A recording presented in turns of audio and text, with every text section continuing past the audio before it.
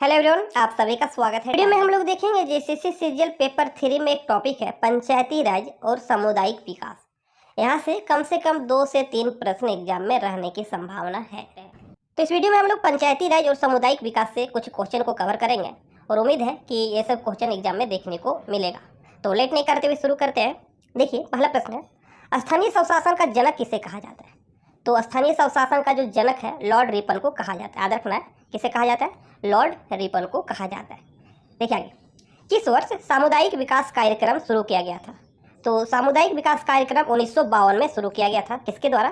पंडित जवाहरलाल नेहरू के द्वारा।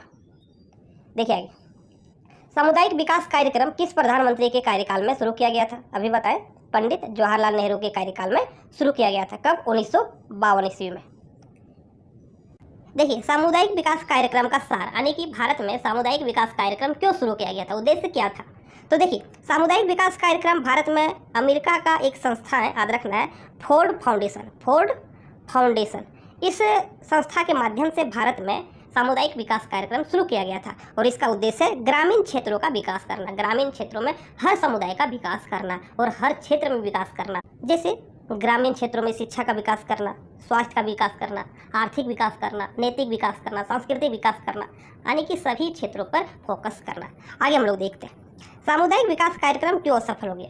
सामुदायिक विकास कार्यक्रम असफल क्यों हो गया था? इसका आंसर है, लोगों में शिक्षा की कमी थी। लोगों में शिक्षा की कमी थी। सामुदायिक विकास कार्यक्रम कुल कितने स्तर पर वर्गीकृत किया गया? तो 5 स्तर पर। याद रखना है, केंद्र स्तर पर, फिर राज्य स्तर पर, प्रखंड स्तर पर, जिला स्तर पर और ग्राम स्तर पर इसे वर्गीकृत किया गया था।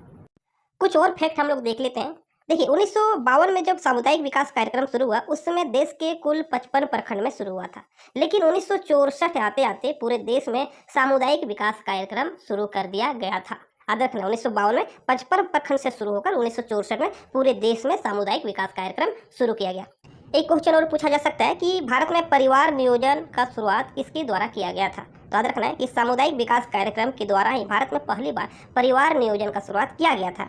एक क्वेश्चन और बन सकता है कि सामुदायिक विकास कार्यक्रम के तहत कौन सा प्रोग्राम शुरू किया गया था? तो याद रखना है, राष्ट्रीय प्रसार सेवा। कौन सा? राष्ट्रीय प्रसार सेवा। कब शुरू किया गया था? 1953 में। आगे हम लोग देखते हैं। देखिए, किस वर्ष बलवंत राय समिति का गठन किया गया था? यहाँ से हम लोग पंचायती राज का क्वेश्चन देखेंगे तो इसका आंसर है 1957 में बलवंत राय मेहता समिति का गठन किया गया था और 3 स्तर पर इसका गठन किया गया था। हम लोग आगे क्वेश्चन में देखेंगे। देखिए, किस वर्ष बलवंत राय मेहता समिति ने अपना रिपोर्ट सौंपा? तो 1959 में। 57 में कमेटी बना और 1959 में अपना रिपोर्ट सौंपा। आगे हम लोग देखते हैं, बलवंत राय समिति ने कितने स्तर पर पंचायत का गठन करने का सुझाव दिया? तो 3 स्तर पर। देखिए, ग्राम स्तर पर ग्राम पंचायत, ब्लॉक स्तर पर पंचायत समिति और जिला स्तर पर जिला परिषद का गठन करने का सुझाव दिया गया, जो अभी भी लागू है। आगे हम लोग देखते हैं, प्रथम बार पंचायत का गठन किस राज्य में किया गया था? तो प्रथम बार राजस्थान के नागौर में। याद रखना है कि राजस्थान के नागौर जिला में ग्राम पंचायत का गठन किया गया था। कब किया गया था? 2 अक्टूबर को किया गया था, 2 अक्टूबर 1959 को। अगला देखिए, किस वर्ष पहली बार पंचायत का गठन किया गया था? तो 2 अक्टूबर 1959 को राजस्थान के नागौर जिला में पंचायत का गठन किया गया था। और दूसरा स्टेट भी याद रखना है, क्वेश्चन पूछा जा सकता है कि पहला स्टेट है राजस्थान, लेकिन सेकंड कौन है? सेकंड आंध्र प्रदेश है। कौन है? आंध्र प्रदेश है।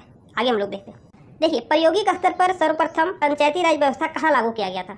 जब बलवंत राय मेहता ने अपना रिपोर्ट सौंपा तो उस रिपोर्ट के आधार पर प्रयोग करने के लिए कि देखते हैं कि पंचायती राज व्यवस्था सफल होता है या नहीं, तो प्रयोग करने के लिए आंध्र प्रदेश में ये लागू किया गया था। प्रायोगिक स्तर पर आंध्र प्रदेश में 1958 में लागू किया गया था।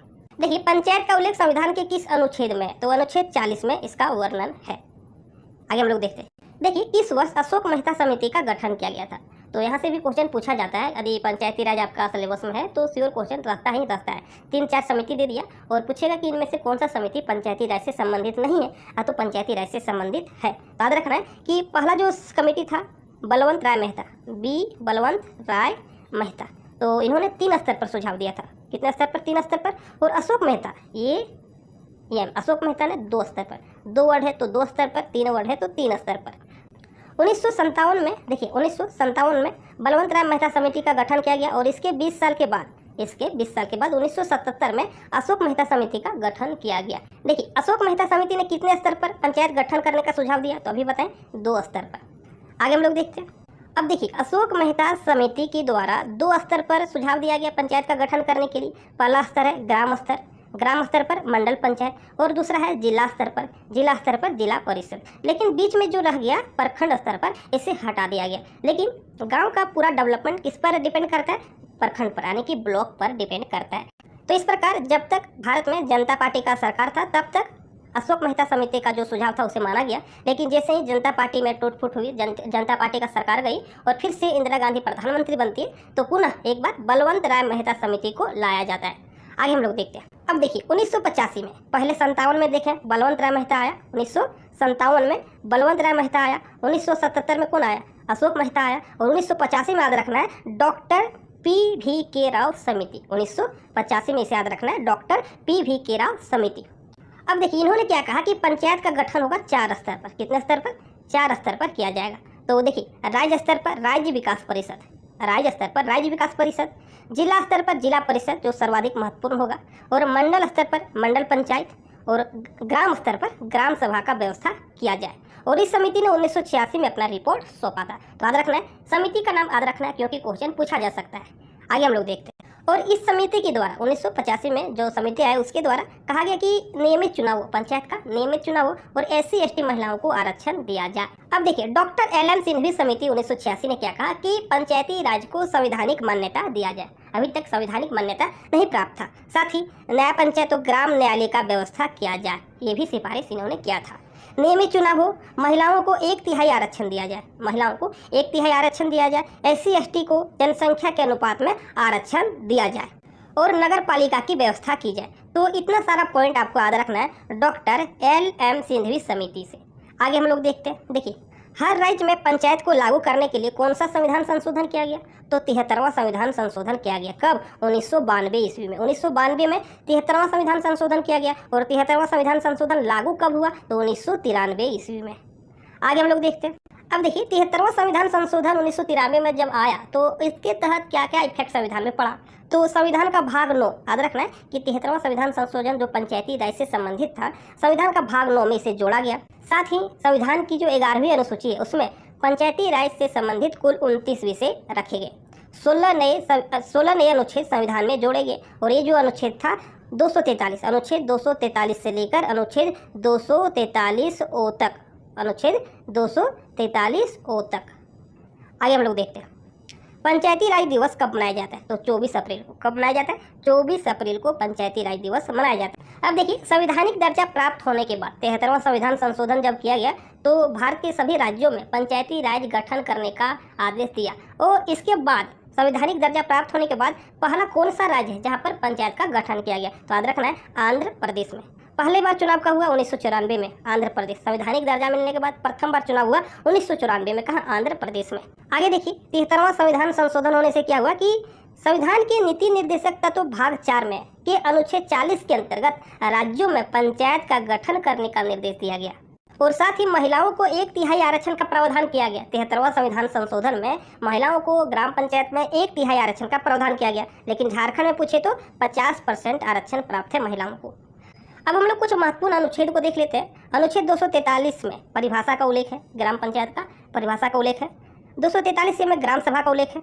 243 में पंचायत के संविधान का उल्लेख है। 243 में पंचायत का गठन का उल्लेख है। 243 में सीटों का आरक्षण का व्यवस्था किया गया है। 243 में पंचायत का कार्यकाल का उल्लेख है। 243 में सदस्यों का योग्यता का उल्लेख किया गया। और 243 में पंचायत चुनाव का वर्णन है।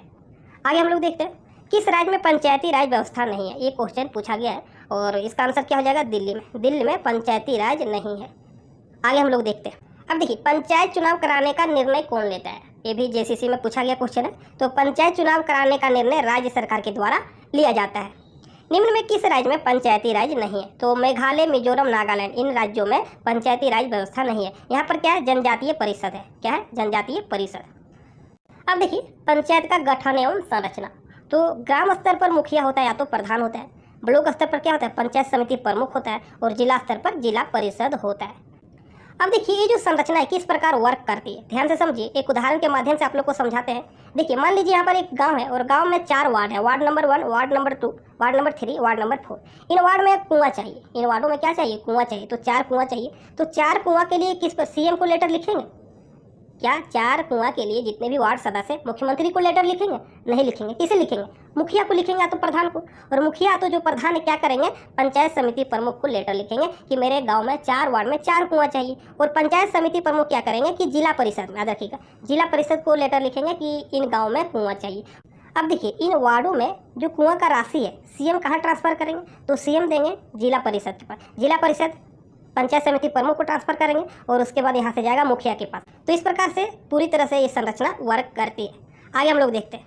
देखिए, चुनाव लड़ने का न्यूनतम आयु कितना होना चाहिए? 21 वर्ष। ग्राम पंचायत का चुनाव लड़ने के लिए कम से कम 21 वर्ष होना चाहिए। कार्यकाल 5 वर्ष का होता है। चुनाव कौन कराता है? राज्य निर्वाचन आयोग चुनाव करवाता है, लेकिन निर्णय कौन लेता है? राज्य सरकार लेती है। पंचायत भंग होने पर कितना माह में चुनाव होना जरूरी है? तो 6 माह के अंदर चुनाव होना जरूरी है। आगे हम लोग देखते हैं। यदि किसी राज्य में 20 लाख से कम जनसंख्या है तो वहाँ केवल ग्राम और जिला स्तर पर पंचायत गठन होगा। ग्राम स्तर पर और जिला स्तर पर पंचायत गठन होगा। जो प्रखंड स्तर पर है ये गठन नहीं होगा। कहाँ? 20 लाख से कम जनसंख्या वाले राज्यों में। साथ ही पंचायत में ओबीसी को आरक्षण कितना देना है, नहीं देना है, इसका निर्णय कौन करता है? तो राज्य सरकार। कौन करता है? राज्य सरकार। अब हम लोग कुछ प्रश्नों को देखते हैं। 1870 में लॉर्ड मेयो ने पंचायतों को क्रियात्मक एवं वित्तीय स्वायत्त प्रदान किया। किसने? लॉर्ड मेयो ने। 1880 से लेकर 84 के मध्य लॉर्ड रिपन का कार्यकाल पंचायती राज का स्वर्ण काल कहा जाता है। स्थानीय स्वशासन का जनक लॉर्ड रिपन को कहा जाता है। भारत में पंचायती राज का प्रबल समर्थक कौन थे? तो राजीव गांधी। साथ ही यदि महात्मा गांधी ऑप्शन में है तो ये भी हो जाएंगे। पंचायती राज विषय राज्य सूची का विषय, याद रखना है। पंचायती राज जो विषय है राज्य सूची के अंतर्गत आता है।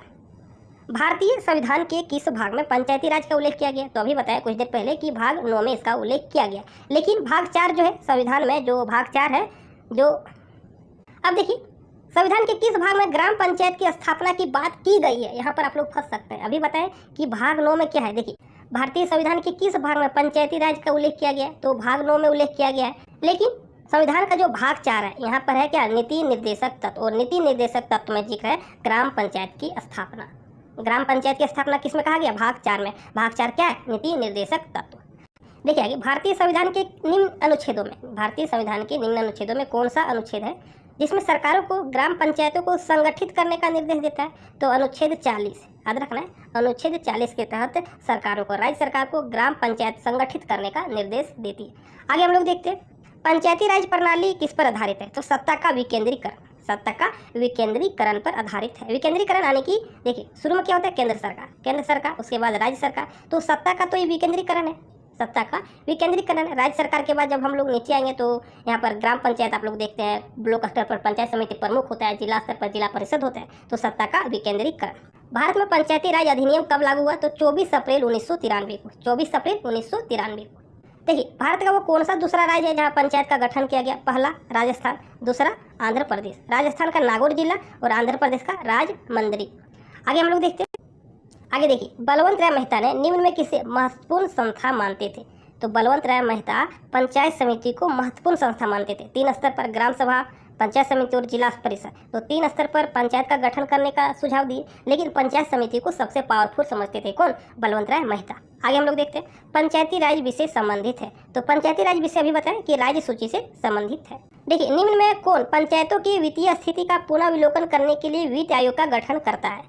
इंपॉर्टेंट क्वेश्चन है। तो देखिए, पंचायतों के वित्तीय स्थिति का पुनर्विलोकन करने के लिए राज्य का जो राज्यपाल होते हैं उसके द्वारा वित्त आयोग का गठन किया जाता है। देखिए, 73वां संविधान संशोधन 1992-93 में लागू हुआ था। 73वां संविधान संशोधन 1993 अनुच्छेद 243 के तहत राज्यपाल प्रत्येक 5 वर्ष में पंचायतों की वित्तीय स्थिति का पुनर्विलोकन करने के लिए राज्यपाल के द्वारा एक वित्त आयोग का गठन किया जाएगा। यानी कि राज्यपाल हर एक पंचायत में हर 5 सालों में एक वित्त आयोग का गठन करेगा। आगे हम लोग देखते हैं, किस प्रधानमंत्री के कार्यकाल में 73वां और 74वां संविधान संशोधन किया गया? तो 73वां कब किया गया? 1992 में, याद रखना है। 1992 में आया और 1993 में लागू हो गया था। तो प्रधानमंत्री कौन थे उस समय? तो उस समय का जो प्रधानमंत्री थे पीवी नरसिम्हा राव। कौन थे? पीवी नरसिम्हा राव। और 73वां ग्राम पंचायत से संबंधित है, 74वां नगर पालिका से संबंधित है। आज के लिए बस इतना ही। वीडियो को आप लोग शेयर कीजिएगा। मिलते हैं हम लोग नेक्स्ट वीडियो में, तब तक के लिए थैंक यू।